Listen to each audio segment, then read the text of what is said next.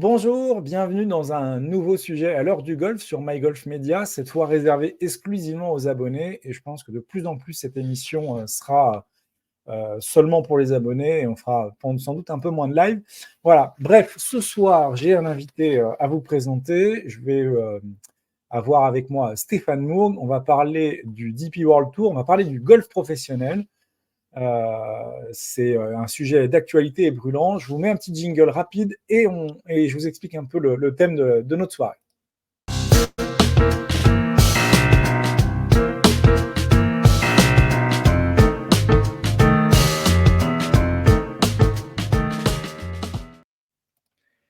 Salut Stéphane.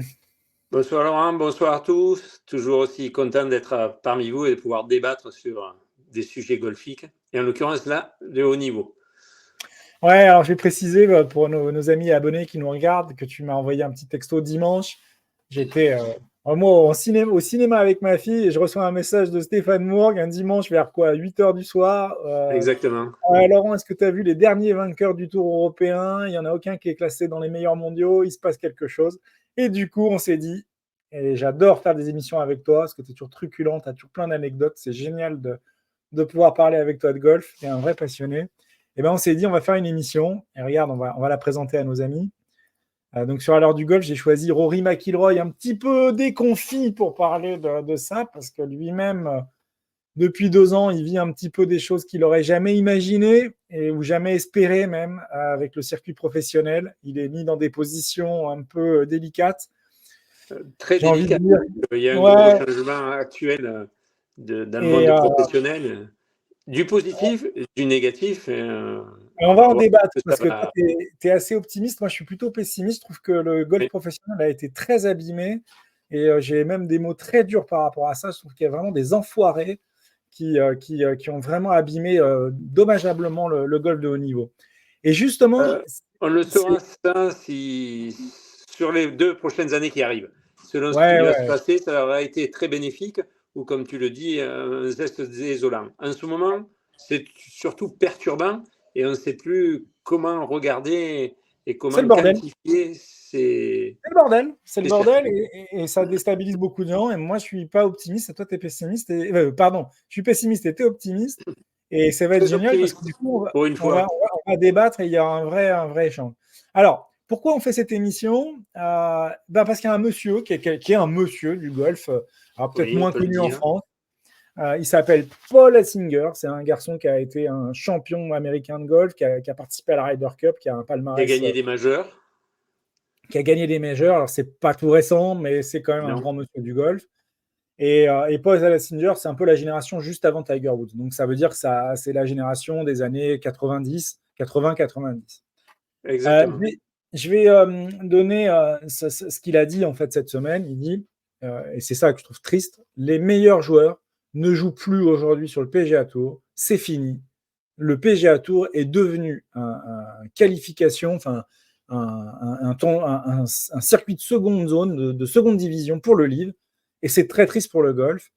Et c'est une déclaration qu'il a fait sur Golf Digest que je cite, bien sûr. C'est le média sur lequel il s'est exprimé aux États-Unis.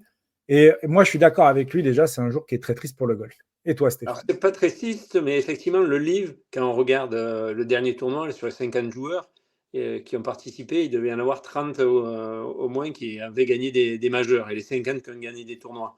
Donc, en ce moment, le pour LIV… moi, des salopards. Hein. Je le dis comme ça, c'est bien clair. C'est des salopards. Vas-y, continue.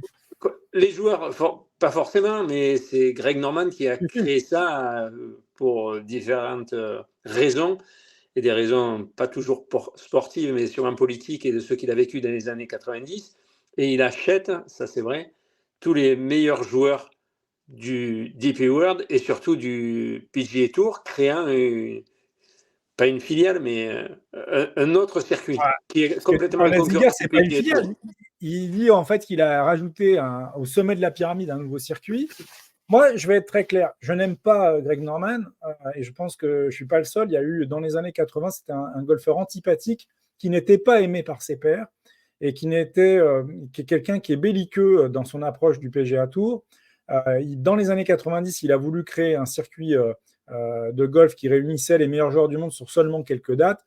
Et évidemment, il ne s'est pas fait des amis du PGA Tour qui lui a dit bah non, ça ne nous intéresse pas. Bon, après, le PGA Tour a quand même créé les World Championships, donc ils ont quand même un peu repris l'idée de Greg Norman à leur compte. Donc en fait, on est au milieu d'une guerre entre d'un côté Greg Norman qui fait une vengeance personnelle, une vendetta, et qui a trouvé des Saoudiens pour le financer pour faire ça. Je suis d'accord avec toi, tout à fait. Ouais. Et une vengeance personnelle avec des gens du PGA Tour qui ne sont pas blancs-blancs non plus, parce que depuis des années, ils n'ont rien fait pour rendre le golf plus lisible, plus international. Et ils ont fait du golf la propriété des États-Unis. Certes, 25 millions d'Américains jouent au golf sur 65 millions de golfeurs dans le monde. C'est le plus grand pays de golf, mais ils n'ont rien fait pour que le golf devienne comme l'ATP Tour dans le tennis ou la Formule 1 dans le sport automobile, quelque chose d'international. Donc, ils se prennent aujourd'hui en boomerang le livre dans la gueule. C'est clair. Ça, c'est leur manque d'ouverture a amené à cette situation. Mais nous, les fans de golf, on est otages de cette situation, d'une guerre entre deux mastodontes. D'un côté, Norman avec sa vengeance personnelle, parce que c'est une vengeance personnelle, il faut le dire. Oui.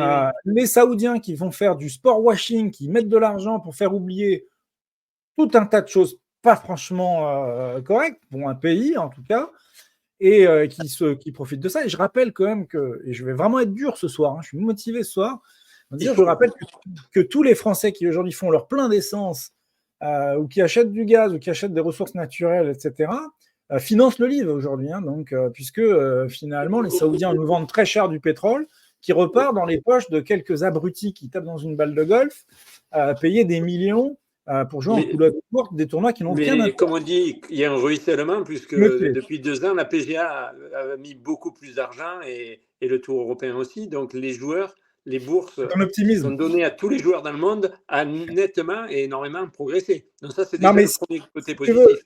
On connaît tous les deux pas mal de jeunes golfeurs français qui galèrent, comme on pourrait parler de jeunes golfeurs portugais, italiens, belges, suisses. Moi, je préférais que ces gamins qui aujourd'hui rêvent de jouer au niveau professionnel aient des budgets financiers un peu plus importants pour vivre de leur passion, que de savoir que Phil Mickelson, qui est multimilliardaire, va gagner encore un peu plus de milliards, etc., sous prétexte de quoi? Et tu voulais me parler de Mathieu Pavon. On vient de voir que Mathieu Pavon vient de gagner un super tournoi aux États-Unis. C'est vachement plus intéressant de voir ça que de savoir que Bryson DeChambeau va gagner un 15 millions de plus sur les 15 millions qu'il a déjà.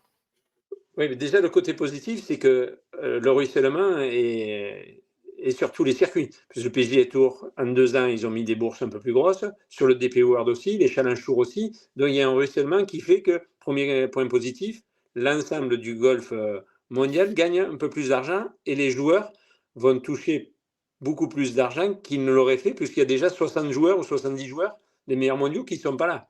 Donc, ça a donné l'opportunité à 60 joueurs de rentrer sur des circuits qui n'avaient pas la possibilité et pas accès. Donc, il y a déjà un premier point juste financier. Le deuxième point très important, vas-y, Stéphane. C'est que tous les circuits maintenant sont de nouveau imbriqués, ce qui n'existait pas.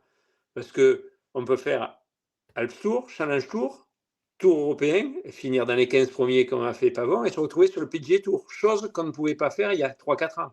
Donc ça a permis aussi des opportunités et on parlera de Pavon et des circuits et un circuit mondial qui est en train de se créer. Vraiment. Ouais, enfin, ça c'est ton optimisme. Alors, non, celui qui est en train de se créer. Maintenant, il y a 2 circuits, savoir quels vont être le rapprochement du LIV et du PGA Tour. Mais déjà, si on parle de cela, et on va d'abord débattre de ce sujet, c'est que le niveau comme le DP World, ils ont gagné en monnaie, ils ont plus d'argent, mais ils ont moins de stars. Ça, c'est une certitude. Mais les stars vont venir. Moi, je suis très confiant. Moi, je vois la qualité du jeu des joueurs qui arrivent sur le DP et surtout sur le PGA Tour. C'est des très, très bons joueurs de golf. Donc, quelque part, ils vont gagner des beaux tournois et des vrais tournois avec une vraie histoire. Parce que gagner le Players Championship, ou dans le cas de Mathieu Pavon, gagner Torrey Pines, qui est un parcours que je connais vraiment bien pour le coup, pour y avoir joué, qui a un parcours magnifique et un parcours super dur. Je ne sais pas si les gens se rendent compte. Il gagne Torrey Pines grâce au livre. Ça, c'est ton argument. Il gagne Torrey Pines grâce à lui. Je suis d'accord, 100% d'accord. C'est lui une magnifique performance.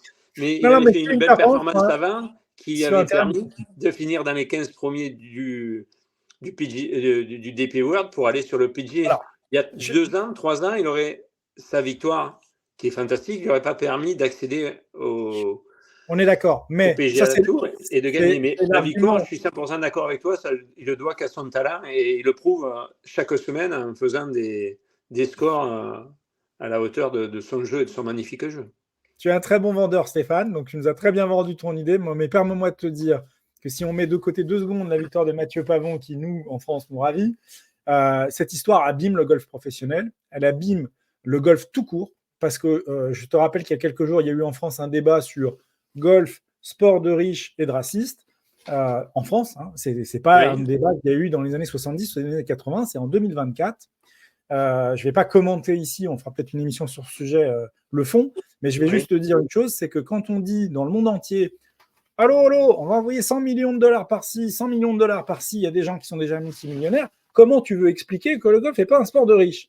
Donc l'histoire du livre, si tu Alors, te prends te de l'expliquer. l'extérieur du golf, si tu sors de, si tu te dis pas golfeur aujourd'hui, tu te mets à la place de gens qui nous regardent, qui nous écoutent, qui sont pas golfeurs et qui voient ça, comment tu peux leur expliquer une seconde que le golf n'est pas un sport de riche et qu'en plus tu leur dis de la même façon. ils font des tournois sans cut, où ils sont sur invitation, ils jouent en culotte courte, en voiturette pour certains, etc. Comment tu veux expliquer que le golf est un sport? C'est franchement lamentable. C'est une image pourrie du golf. Ouais, cette image-là, pour l'instant, on ne la voit pas trop sur le livre, parce il y a peu de chaînes qui le retransmettent, mais c'est vrai que ça Tant va mieux. s'éloigner du sport. Mais quand tu dis que c'est un sport de riche avec ceux qui touchent, donc le foot est un sport de riche. Parce que ceux que touchent les meilleurs, les Mbappé et les autres, ils touchent autant, voire plus que tous ces golfeurs-là. Donc, c'est pas parce que ces champions touchent de l'argent que c'est un sport de riche. La preuve en est avec le foot. Mais Mbappé, a priori, il gagne des matchs, il gagne des tournois dans des compétitions qui sont reconnues, qui sont historiques. Moi, je suis pas fan de foot, j'aime pas ça. Et d'ailleurs, j'aime pas le foot à cause de l'argent qu'il y a dans le foot, que je trouve démesuré par rapport à la vie des gens. Il y a des gens qui ont de la responsabilité des chefs d'entreprise, il y a des pilotes de ligne, il y a des gens qui, voilà, taper dans un ballon pour gagner 50 millions, moi, ça me choque. Et pareil que taper dans une balle de golf. Mais cela étant, Mbappé, il est payé par une équipe de foot. Et il joue des tournois officiels avec des compétitions et en face de lui, il a des mecs qui essayent vraiment de le battre. Tu vois, le livre, c'est quand même un truc, c'est une exhibition. Pour l'instant, c'est pas une exhibition. Vu ce que touche le premier et ce que touche le dernier, à mon avis, Oui, c'est ils n'y vont l'exhibition. pas pour faire de la fioriture et pour faire juste une exhibition. Ils sont là pour gagner. Ce que je veux dire, dans un premier temps, je me répète, ce qui est positif, c'est que ça fait changer la vision des tournois sur le circuit, l'ancien circuit, on va dire, avec le PGA Tour qui va être le circuit au-dessus, le DP World et la deuxième division américaine pour aller sur le PGA Tour, et les Challenge Tour et tous les autres circuits ont vraiment maintenant des connexions pour que tous ces circuits soient scindés et fonctionnent mieux. Et du coup, un joueur du Alps Tour, oui, en 3 ans, il peut être sur le PGA Tour, ce qui était improbable et impensable il n'y a que 3 ans. Donc ça, c'est le côté positif. Maintenant, pour tiens que le ce côté soit... aspirateur du truc. Quoi. Les mecs sont partis, donc il y a des places pour des gens. Ok, très bien. Ok. Voilà, et c'est ce qui est, et ça va faire plus C'est vivre que des gens. Sergio Maintenant, Garcia, par exemple, espagnol de son pédigré, ancien champion de golf, qui est parti sur du DP World Tour et du PGA Tour en disant vous êtes des cons, je vous emmerde, et voilà, et qui aujourd'hui va payer une amende de 900 000 euros pour pouvoir, ou 900 000 dollars, pour pouvoir rejouer parce qu'il voudrait jouer la Ryder Cup. Hein. Donc, si l'aspirateur, il semblerait qu'il marche aussi dans l'autre sens. et donc, c'est maintenant qu'on va voir ce que ce livre a donné, puisque même on voit que Rory est en train un peu de changer de son fusil d'épaule. Et on est en train de parler, peut-être qu'il va y avoir un nouveau rapprochement entre ces deux circuits pour faire un circuit mondial avec vraiment les meilleurs. Et on le voit, les meilleurs, comme Osthuizen, il est venu faire 2 tournois du DP World en début d'année, il a gagné 2 fois. Donc tous ces joueurs-là sont encore très performants.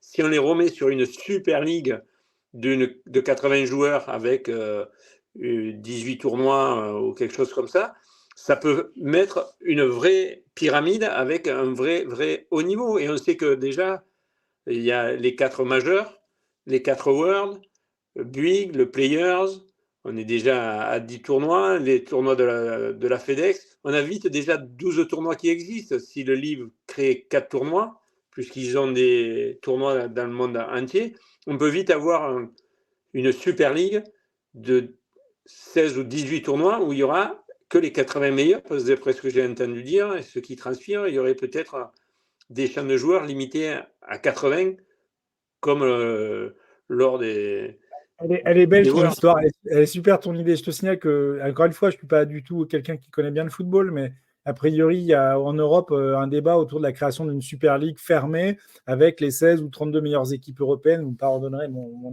incompétence sur le sujet. Et ça a créé un tollé terrible et il y a une opposition extraordinaire. Donc aujourd'hui, tu es en train de me dire qu'on fait la même chose dans le golf, mais là, ça passerait comme une lettre à la poste. Oui, parce que ça marche dans le basket aux États-Unis, ça marche dans le C'est pas rugby en comparable. Australie. Ah, si, Le ils ont basket aux États-Unis, c'est une ligue fermée depuis l'origine. C'est pas des gens qui sont arrivés par un autre moyen.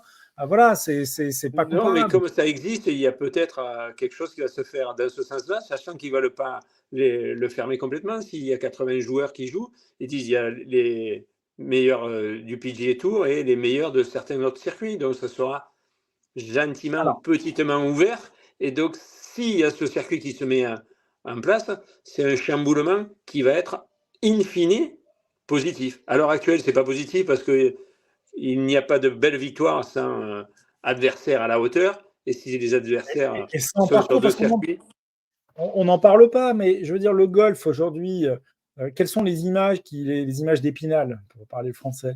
Quelles sont les images qui nous marquent? C'est des victoires de grands joueurs sur des grands terrains, avec des c'est-à-dire, grands adversaires. S'il n'y a pas et d'adversaire, avec des grands adversaires. Je suis complètement Imelman, je ne sais d'accord. pas si tu te souviens, Imelman, quand il met la Il y a les veste Masters. verte, Ouais. ouais.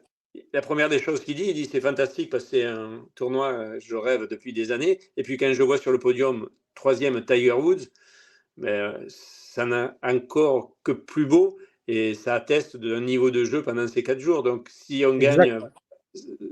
sans adversaire, Et ça ne met sur pas des le même parcours niveau. Et sur des parcours et des Mythique. tournois qui ont une histoire. Le Players a une histoire. Je ne vais pas parler que des majeurs. On va prendre d'autres tournois. Le Memorial de Jack Nicklaus a une histoire. Le Arnold Palmer à Bay Hill a une histoire. Alors là, tu vois, je parle que de terrain américain et c'est un peu contradictoire avec ce que j'ai dit tout au début où les États-Unis n'ont pas su internationaliser. Mais même l'Open de France de golf, on est en France. Même l'Open de France, même si moi je ne suis pas vraiment un fan du golf national, qui pour moi n'a pas un beau parcours, Mais il est et fait voilà. Mais pour le public. l'Open de France de golf, quand il s'est joué peut-être à Chantilly ou dans d'autres, d'ailleurs, il y a une époque, il tournait, c'était pas une mauvaise idée, dans d'autres terrains fantastiques. Donc l'Open de France de golf, c'est quelque chose.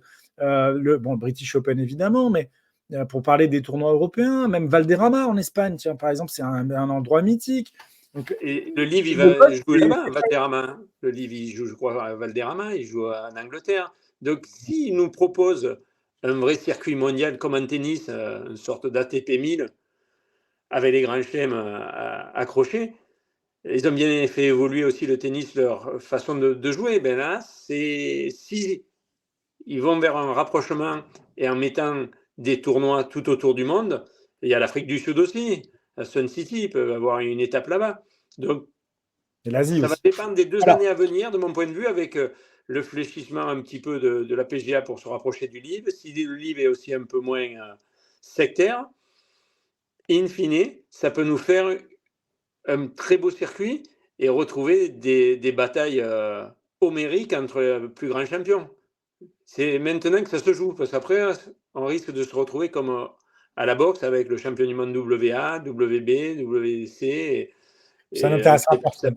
voilà. Et aujourd'hui, en tout cas, je pense que ça n'intéresse personne. Tu verras que dans les commentaires qu'on aura dans l'émission, après, les gens qui vont regarder te diront, à mon avis, que ça ne les intéresse pas. Aujourd'hui, il n'y a pas d'intérêt du public français, en tout cas, pour ce type de truc.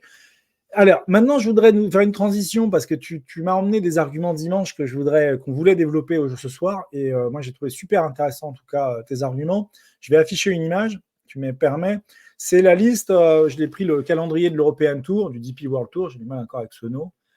Tu vois, c'est pareil. Maintenant, on donne des noms d'entreprises à des circuits. Le C'est circuit vrai. européen, c'est le DP World Tour. Ok, super. Ouais. Bon, bref, depuis le mois de janvier, les vainqueurs des derniers tournois. Donc, on voit Torbjörn Olesen, pardon pour la prononciation, qui gagne à Ras Al Khaimah, donc encore un joli port de pêche. Donc Olesen, c'est un joueur un peu connu, un petit peu. Oui, qui a eu des déboires. Voilà, mais bon, et qui c'est quand revient, même, qui revient. Ouais. on va dire que c'est un top player. Ensuite, il y a Dylan Fritelli, je crois, de mémoire, je crois qu'il est sud-africain. C'est aussi Lui un aussi joueur. revient. Il avait une période très, Ouais. très basse. Hein. Donc c'est un Mais joueur un peu connu quand même. Et puis voilà, c'est là où tu as voulu réagir. Les 3 derniers sont hors du champ des meilleurs mondiaux. Et tu as tout un argument que je voudrais que tu développes, que je trouve passionnant, sur le fait que, en fait, au golf, jusqu'à présent, c'est les meilleurs qui gagnent. Et on a du mal à l'entendre parce qu'il y a tellement de tournois. Il y a des tournois toutes les semaines. D'ailleurs, il faudra se poser la question si à un moment donné, 52 tournois par an, c'est pas un peu beaucoup. Et Mais donc, c'est là où je dis le côté positif de ce DP World et de tout ce qui s'est passé. C'est des joueurs, là, les derniers cités, qui étaient plutôt à la 5e place mondiale, mais dans les tournois, au-delà. ou Je vais au-delà, donner les entre la noms. 100 et 120e. Et que dans ces Rikuya tournois-là, Ushino. Attends, je donne les noms. Rikuya Ushino gagne le Qatar Masters, qui n'est pas un petit tournoi, qui est quand même un tournoi assez connu. Il y a Darius Vandril qui gagne au Kenya et Jordan Gumberg qui gagne en Afrique du Sud. Ces 3 noms-là, franchement, il faut être vraiment balèze en suivi du circuit professionnel pour les connaître. Et je vais nous mettre des images, on va les voir jouer un petit peu, et je te laisse continuer à dérouler justement ton argument, qui était de dire que jusqu'à présent, allez vas-y, je te laisse parler. Donc, comme tu dis très justement, il y a 52 tournois sur le DP World et il y a des tournois qui sont un peu moins huppés. Ceux-là en font partie. Des 100 premiers mondiaux sur ces tournois-là, ils étaient peut-être que 5 ou 6. Donc, c'est des vraies opportunités que les joueurs doivent saisir pour grandir dans leur palmarès et de grandir aussi dans leur jeu et d'aller voir d'autres horizons.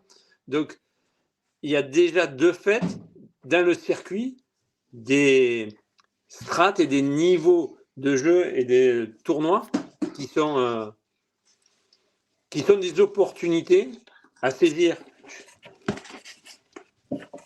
Donc pour moi, effectivement, c'est un changement. Il y a quelques années, le circuit européen était un peu plus fermé. Il y avait une densité de bons joueurs sur le circuit qui était beaucoup, beaucoup plus fort. Donc ce sont des opportunités que permettent le nouveau format des tournois. Alors moi, je vais te poser une question, parce qu'on a vu Gumberg, évidemment, il a joué dans un joli temps en Afrique du Sud, on n'a pas l'impression que c'est pas l'image qui nous vient en premier à l'esprit. C'est très humide l'Afrique du Sud, il y a souvent des arrêts. J'avais fait une Coupe du Monde avec les filles. Attends, là, regarde, il a un vrai temps de merde. Ah oui. Bref, donc, moi, la question que je voudrais te poser, attends, je voudrais te poser une question. Tu fais pas mal de statistiques et tu dis, de manière générale, en fait, au golf, il n'y a pas tant de surprises que ça. C'est quand même, quand tu regardes le top 10 ou le top 20 d'un tournoi, tu as souvent les top 10 mondiaux, c'est-à-dire en termes de classement, qui arrivent en tête du tournoi. Et là, tu fais un constat et tu dis, non, là, ce qui vient de se passer, ce qui se passe en ce moment, c'est plus ça. Et ça, c'est intéressant pour un journaliste, c'est que c'est en train de bouger. C'est en train de bouger. Je vais te donner d'autres statistiques. En fait, on peut découper le champ des joueurs en 3, c'est-à-dire les 30 meilleurs classés sur le tournoi, après du 31e au 80e et du 81e au 156e. D'accord ? 3 familles. Les 30 premiers en classement, il y en a souvent entre 20 et 24 qui passent le cut, c'est-à-dire 70%. Du 31 au 80e, s'il y en a 25 ou 30, c'est-à-dire 50% qui passent, et à partir de la 81e place, les joueurs ils ne passent pas le cut, ou ils comblent le champ du cut passé. D'accord ? Mais 9 fois sur 10, ceux qui gagnent le tournoi, ils sont dans les 30 premiers inscrits sur le tournoi. Ce qui veut dire que ceux qui ont gagné là, ils étaient quand même, faisaient partie des favoris.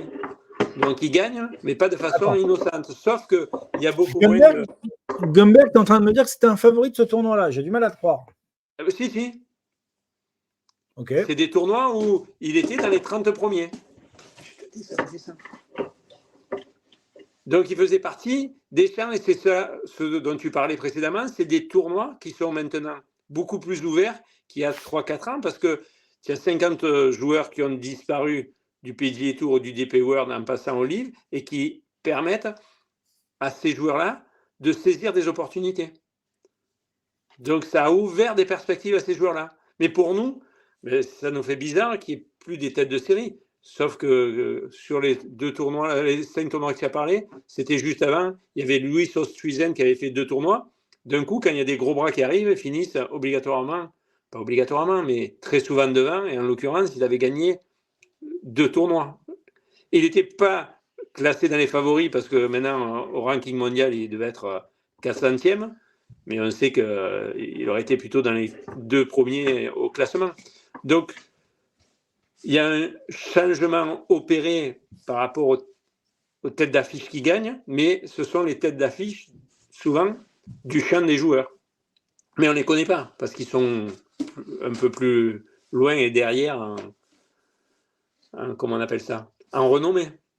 Ouais, alors si on est optimiste, ce que je ne suis pas, ces joueurs-là vont devenir les futurs stars du golf mondial, puisque comme ils vont gagner des beaux tournois, ils vont avoir de la couverture médiatique. Donc, tu vois, Gumberg, on n'en a jamais entendu parler, on n'en a jamais parlé. Aujourd'hui, on en parle. Il regagne encore un autre tournoi, puis il en gagne 2, puis il en gagne 3, puis il devient une star du golf. Ça, c'est le côté positif des choses. Ce que va nous faire pas bon. C'est clair. Et donc, quelque ça ouvre des perspectives, et en tant qu'athlète et sportif, et non, mais on dit ça niveau de jeu lui a permis de venir, il est dans les 25 premiers mondiaux. Non, mais parce que nous, là, à Pavon, on est content parce que c'est un Français, qu'on est Français, et voilà, maintenant, mets-toi à la place d'un Espagnol, ils s'en foutent, Pavon. Et encore, j'ai pas pris le bon pays, mais ou un Danois. Donc, le truc, c'est qu'effectivement, moi, je pense que le circuit professionnel, aujourd'hui, il est abîmé. Il est abîmé dans l'image qu'il renvoie, dans le message qu'il véhicule. Il y a quand même des sports qui envoient... Prenons l'exemple de la Formule 1. La Formule 1, c'est pas le sport le plus... c'est pas le plus désargenté des sports pratiqués à haut niveau. Loin de là. Bon. Aujourd'hui, la Formule 1, ils n'ont pas un problème comparable à celui du golf en termes de messages envoyés. Donc, il y avait moyen aussi de se débrouiller un petit peu autrement. Là, c'est vrai qu'on peut en vouloir au PGA Tour de ne pas avoir anticipé les choses, d'avoir employé les choses. On ne peut pas, ça a été trop violent. Ce livre, il est arrivé tellement vite et en 2 ans, il a tellement changé complètement la donne que ça nous a tous pris de court. Même si c'était un peu dans les tuyaux depuis longtemps, on a été surpris qu'il y ait autant de joueurs qui partent. Au début, c'était que les vieux, donc c'était bien. Puis quand les joueurs comme Ram s'en vont, Attends, les vieux qui étaient plus jeunes. De quel âge tu parles là? De quel âge tu ceux parles? qui avaient la quarantaine, et on se dit, ils finissent aux 40-45 ans, les Rose, les Adam Scott, non pas Adam Scott, il est là, les Sergio Garcia, les Poulter, voilà. Les Louis Oosthuizen, Schwartzel, tous ces joueurs-là, ils avaient encore quelques années sur le PGA Tour avant d'être bousculés par les petits jeunes, mais ils ont fait de suite un trou et ça a été violent. Donc, est-ce que, justement, ces mecs-là, ils n'ont pas anticipé qu'ils allaient vite se faire bananer par des joueurs plus jeunes? Moi, j'ai quand même observé ces dernières années, là, ces 2 dernières années en particulier, avant qu'ils partent, quand même tu vois, on parle de Gumberg aujourd'hui, on parle de Fritelli, on peut afficher les images de Darius Vandril.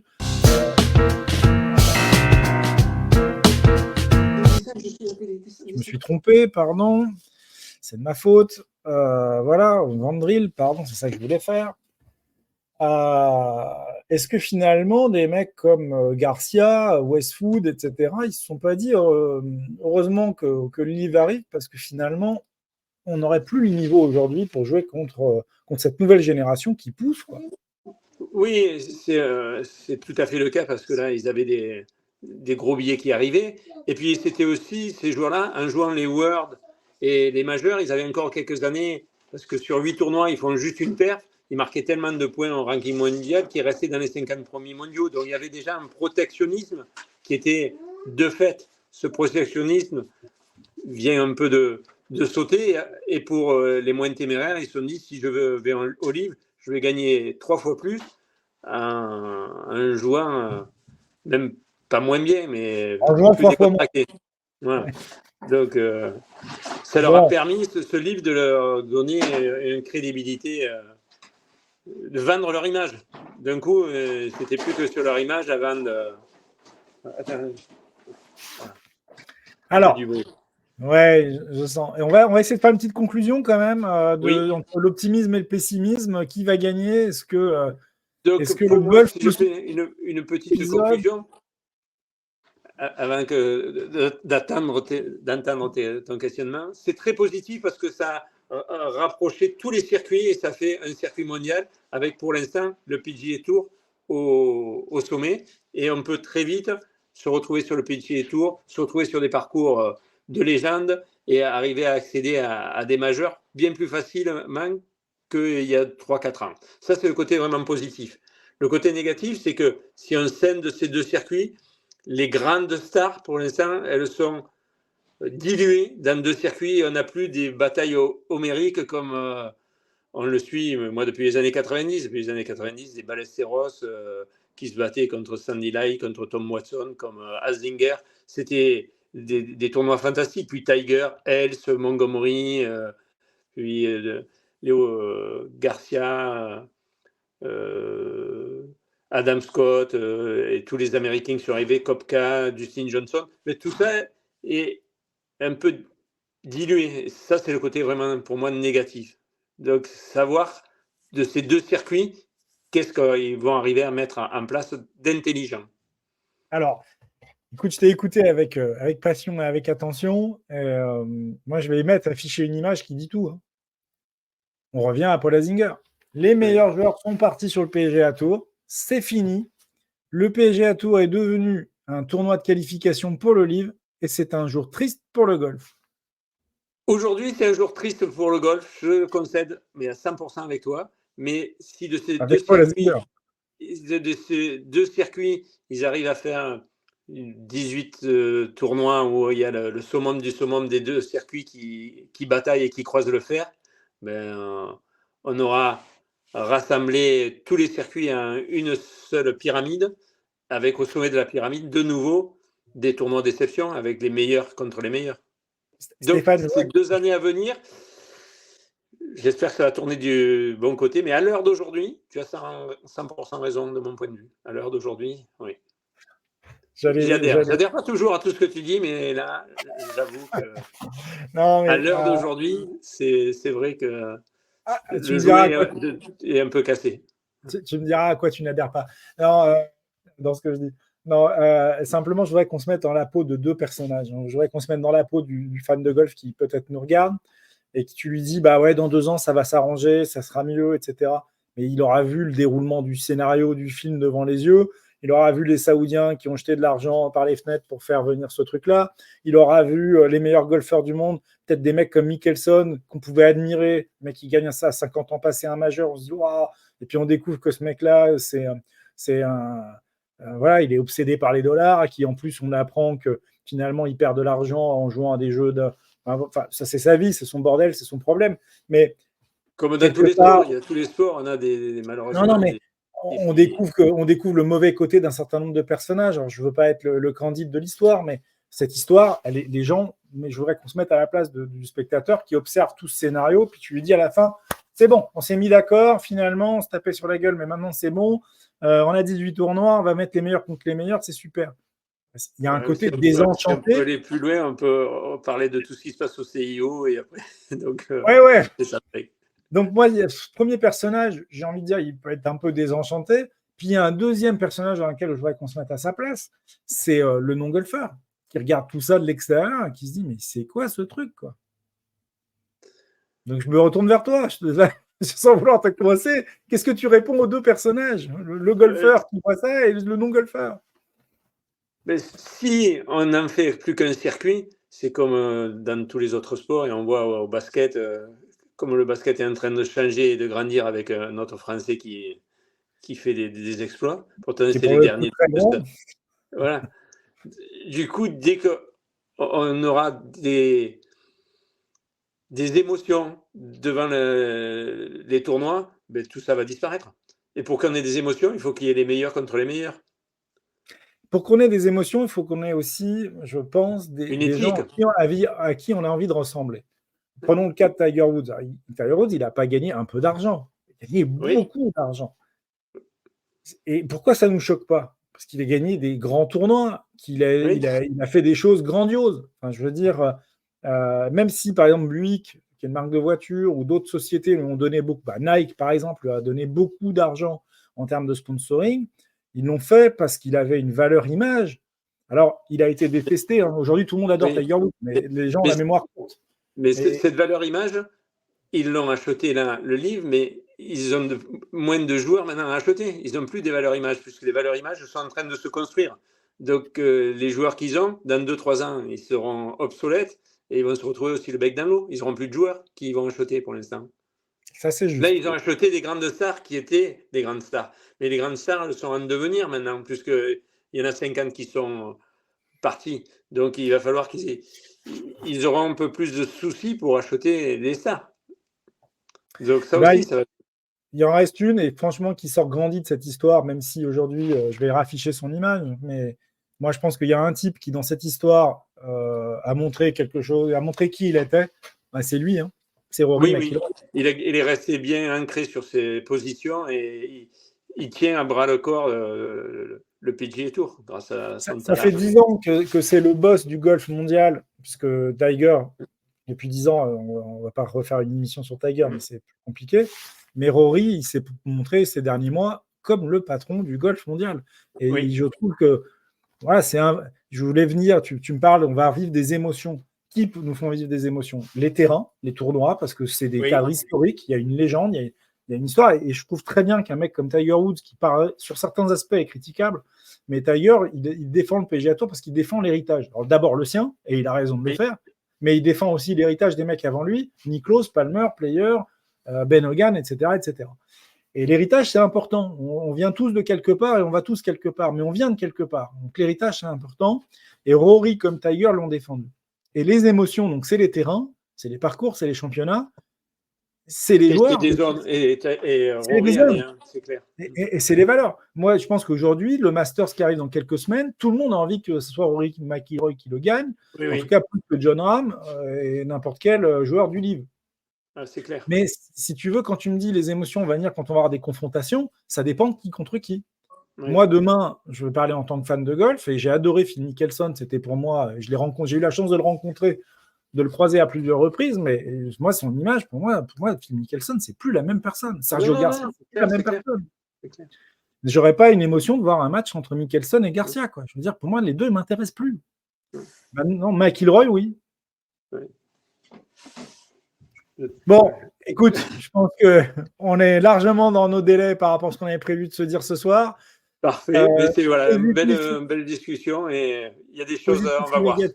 On verra ce que nous feront les abonnés. Merci à toi, Stéphane. Merci, bonne journée à tous et au plaisir d'échanger comme ça.